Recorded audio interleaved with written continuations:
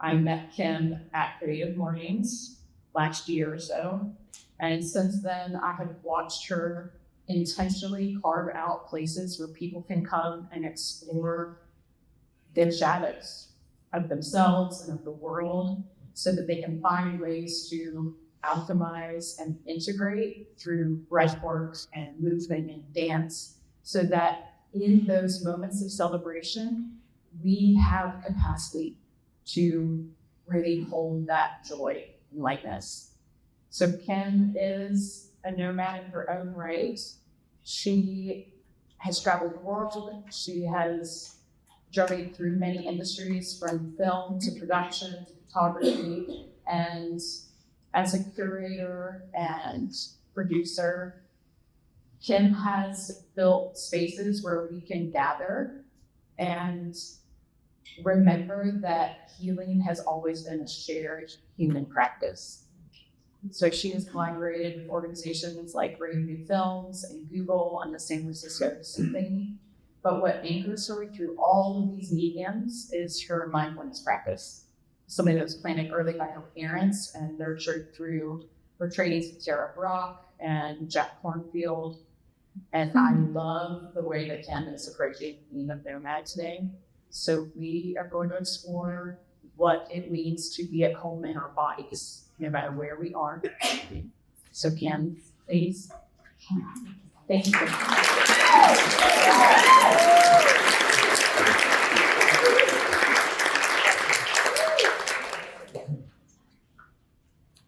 Good morning, everyone. It's nice to see so many familiar faces. As Jessica just shared, I have always felt a bit like a nomad. I have a global family. My parents are Uganda refugees, and our family stretches across 4 different continents, and so travel is always going to be part of my life and a passion of mine. And I've also been a creative nomad from different projects I've explored. Does anyone else have movement issues with their creative nomad? Yeah, me too, for sure. And the thing that has kept me grounded, no matter where I am in the world, no matter what I'm doing, even when I'm 4 months pregnant, if I'm in a room of 150 people, is my mindfulness practice.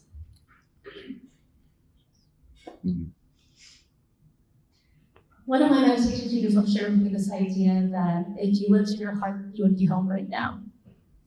So I'd love to explore some time with you all today, looking at what it means to feel at home within ourselves. Not the external journeys that we take, but the internal journeys. So I'd like to invite you all for a moment to just close your eyes. And if you don't have to close your eyes, just lower your gaze. And just think about where in your life you feel most at home. Where do you feel like ease and present in your life? It can be spending time with the people that you love, or doing something that you love. And visiting some dog mouth like me sometimes. But what's home like for you?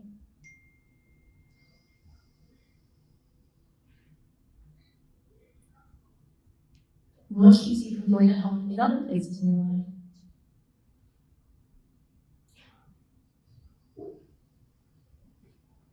Go ahead and open your eyes and stretch your arms.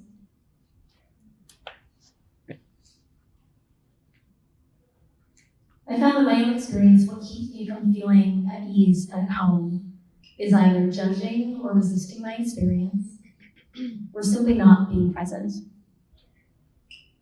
Now, nomads have to travel light, they only carry what's needed.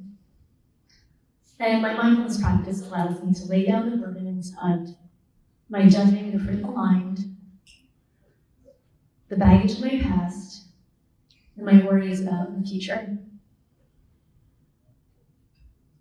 And when I say mindfulness, what I'm pointing to is bringing attention with openness, curiosity, without judgment to your present moment experience.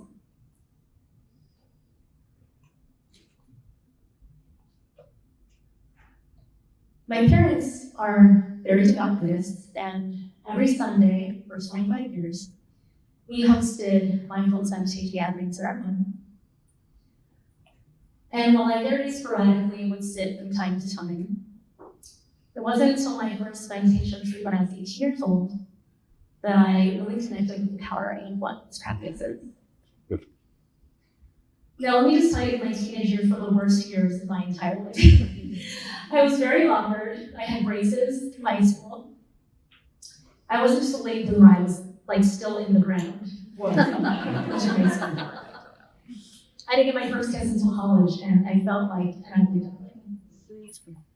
That first boy who ever asked me out in high school literally said to me, "I don't care that my friends think you're ugly." Spoiler alert, I did not go out with him. The Wiggins games got better since then. But I didn't feel comfortable in my skin, and I didn't like myself very much. I definitely did not look graceful.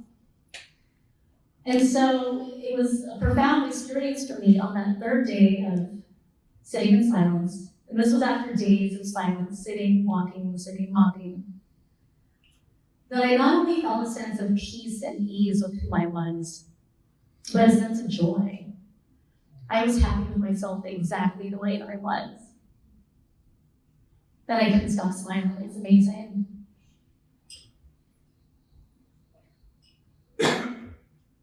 Now, nomads also have to adapt to discomfort and to change. And one of the most uncomfortable or challenging experiences of my own life came about in the summer of 2010 when I had been at the Running of the Bulls in Spain for 5 weeks, partying a little too hard, not sleeping enough or at all. And when I came back from that trip, the drugs had long worn off, but I was still very high. And I felt high in the sense of this unstoppable, unshakable confidence that I only ever dreamed of. I felt like I could do anything, like I was charismatic. And instead of celebrating this new version of me, my friends and my coworkers were actually very concerned. They said, "You don't seem like yourself." And I said, "I know, I'm a better version of myself." But they were so worried that they called my mom. And she flew from Hawaii to LA, where I was going at the time. And she took me to a psychiatric hospital. And the doctors at the hospital said that they thought I was having a manic episode and that I might be bipolar. Now, this was infuriating to me because I felt like this was the classic case of parents don't understand. I'm an artist, you just don't get it. I came from a family of math and science people, which is not me. And I felt like they just didn't understand what was happening. But after being on a 72-hour hold and spending a couple of days in the hospital, I started to see that there was something that was off. I was not feeling balanced. And I eventually came down from that high and then slipped further down into a very deep depression. And while I was still on medical leave, I went to a meditation setting with my parents. And this was a very confusing time in life.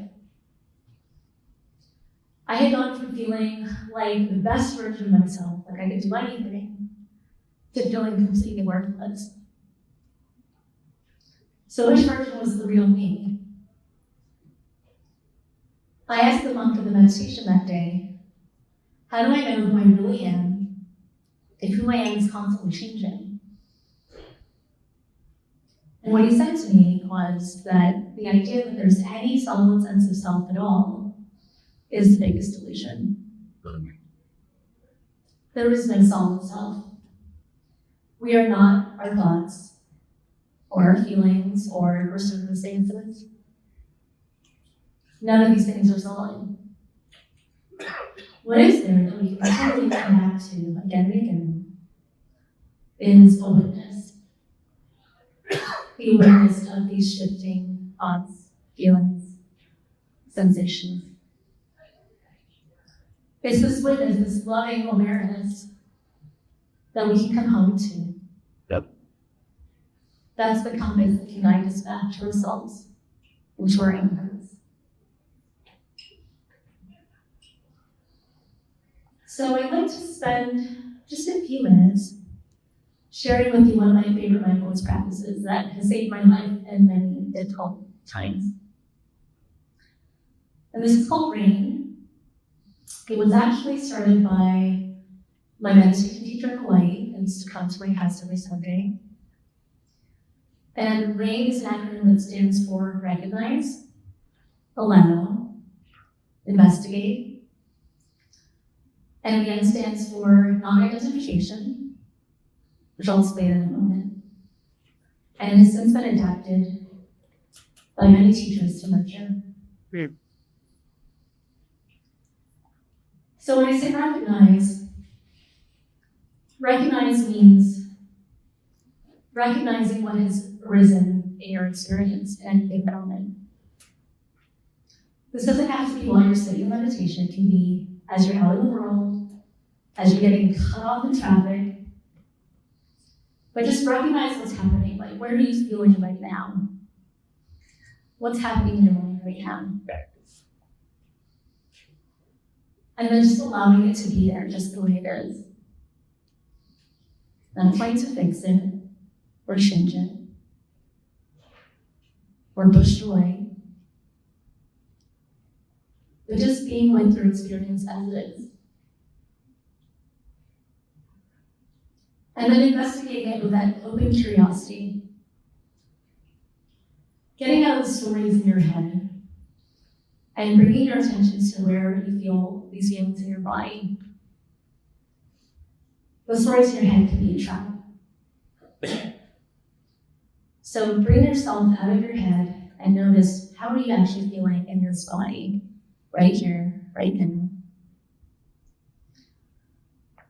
And the non-identification is an invitation to let go of that false sense of self.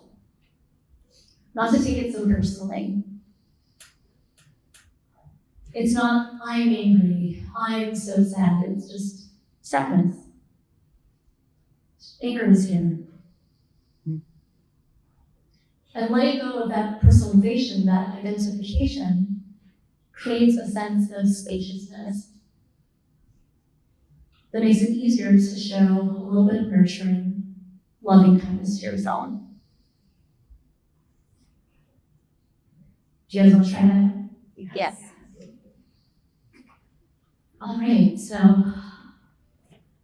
find a comfortable and upright position. And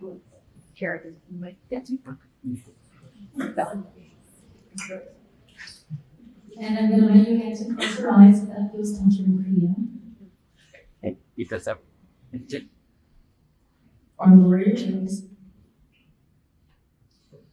Just take a few deep breaths.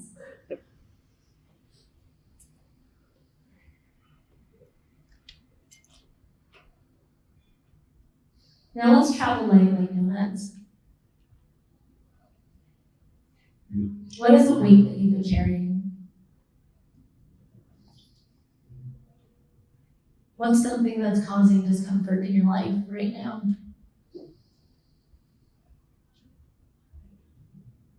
Yep. Maybe it's a relationship.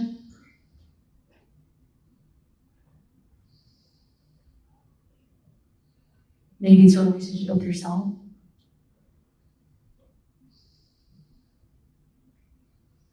Some situation at work, but what's challenging for you right now? Okay. And when you bring this to mind,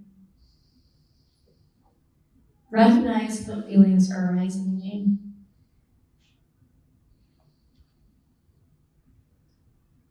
Is it doubt? Is it fear or sadness? But just notice what's coming up for you.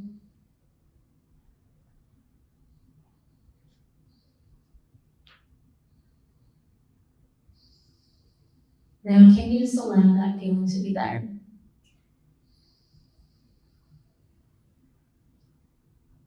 Can you open your heart to this experience right here, right now?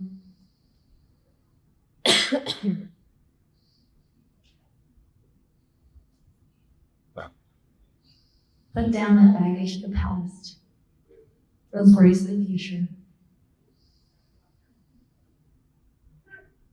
And just notice what's here.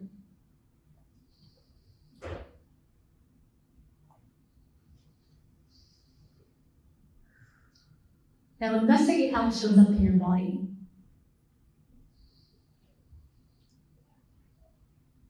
Are you feeling sensations of tightness? Tension? Maybe some heaviness?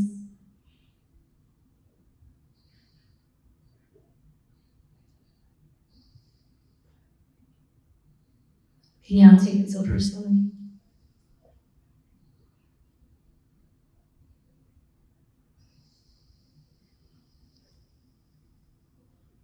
Right. And how can you nurture yourself in this moment?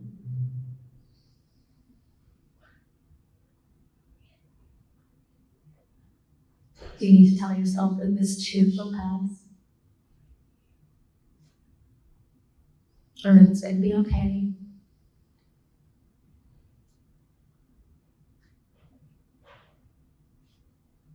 Maybe there's some forgiveness that's needed. I love you, I forgive you.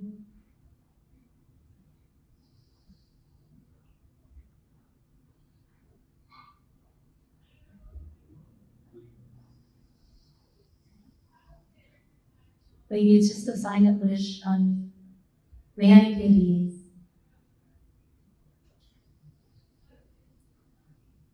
May I be at peace.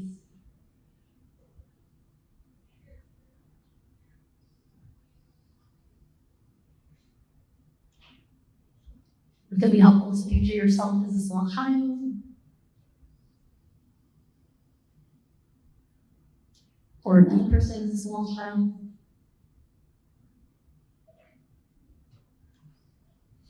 But just sense some kindness from your heart.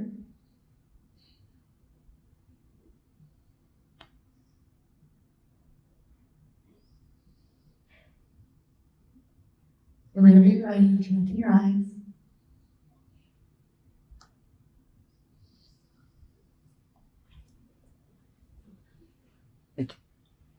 Does anyone feel just a little bit lighter? Yeah. Now, opening to your experience doesn't mean that you become a pushover or that you become passive in life. It means that instead of being reactive, you can choose how to act from a place of wisdom and groundedness and open-heartedness, instead of reacting from a place of fear, anger, confusion. Home is not a place of presence. Then you have the power to bring that presence to your life in any moment. Thank you.